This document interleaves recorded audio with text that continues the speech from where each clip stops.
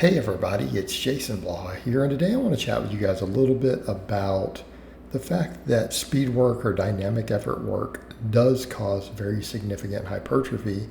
And I'll go a little bit into the arguments against it as far as the data and stuff goes, but the reality is when you watch it in the real world, something I've kind of observed and something people like Dave Tate and other people have observed is that there were literally people who went to Westside or who've done powerlifting, and I've had people come in my comments years ago and say, look, I run conjugate, and the only thing I do is the max work and the speed work. I don't even do accessory work, and they'll be carrying a fair amount of size and they'll be squatting 500 pounds, which I think kind of brings home the point there of nobody's squatting 500, nobody's benching 315 who hasn't gained a significant amount of muscle from their training. They're just not.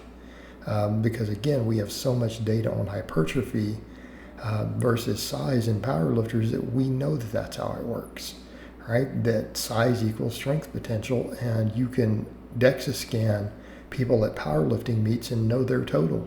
Like, you're going to know how every single person's going to place in a meet based on a DEXA scan when it's analyzed. And this is what studies are showing on powerlifters, right? Done in the lab.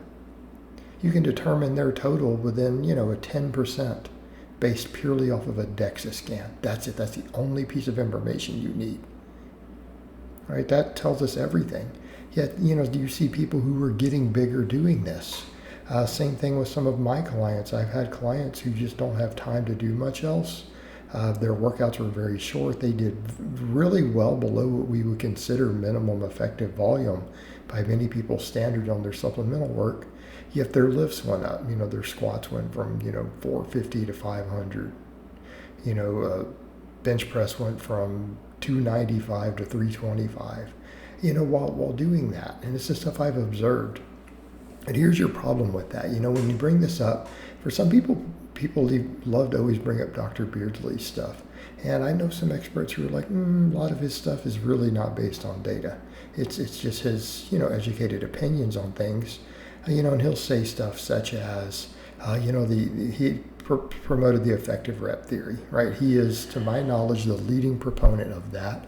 And there have been other experts in the field who say, yeah, but there's no data to support it. We're not saying it's not a good idea, but it's just not supported by research. It's a nice hypothesis. And it's the same thing when it comes over to the speed. He'll mention that only the slow reps affect muscle growth. And you'll see people who come in and back that when we mention hypertrophy and dynamic work, and they'll say things like, well,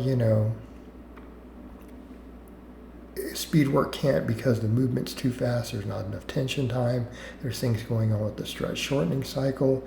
They'll say that, yet there were studies done on plyometrics and box jumps that show that box jumps literally cause significant and measurable hypertrophy in the quadriceps. Okay? Box jumps. And that is even a more extreme case than speed work, right? Because it's an even shorter time and even further from failure and further from slow reps. Yet it causes measurable hypertrophy in the lab. So here's the problem with that. That's a hypothesis that people have. Well, speed work shouldn't cause hypertrophy because of X. But the reality is, when those factors are looked at in the lab, that's found to be a bullshit hypothesis. Simply because plyometrics wouldn't cause hypertrophy. We wouldn't see lifters who do base most of their training around speed work with minimal accessory work. We wouldn't see them getting bigger and stronger, yet they do. So it's complete nonsense. People are getting bigger doing it. And here's the problem with that concept. People are looking at certain stuff with novice lifters and saying, hey, novice lifters, need to be to this close to failure or even early intermediates to really see great hypertrophy. Well, the problem is, when you start looking at studies on advanced lifters, looking at studies on powerlifting, all your EMG stuff goes to crap, and here's why.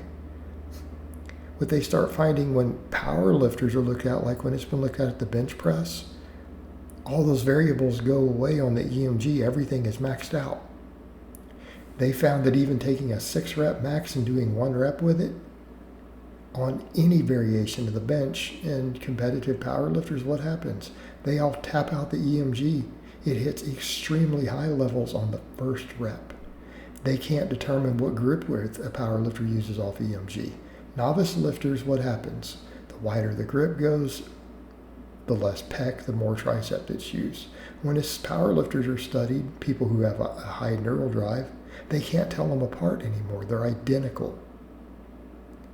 The EMG gives the same reading for all the bench variations. Okay? What's this tell us? Advanced lifters, particularly people with higher neural drive, are more efficient on every rep. They are capable of hitting the highest threshold muscle fibers on the first rep.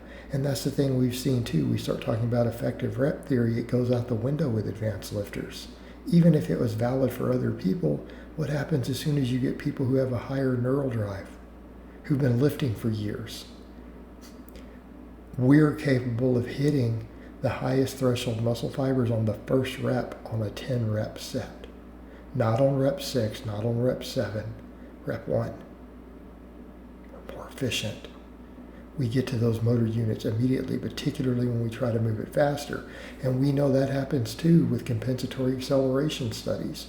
The activation goes up dramatically when you use external cues to move the weight as fast as you possibly can. When you push as hard as possible, we know that there's more muscle activation with the same weight.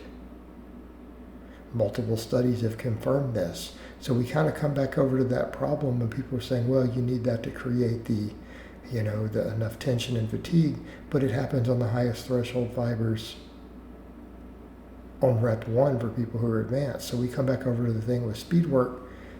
If we're using compensatory acceleration, the data would suggest that all reps are effective reps.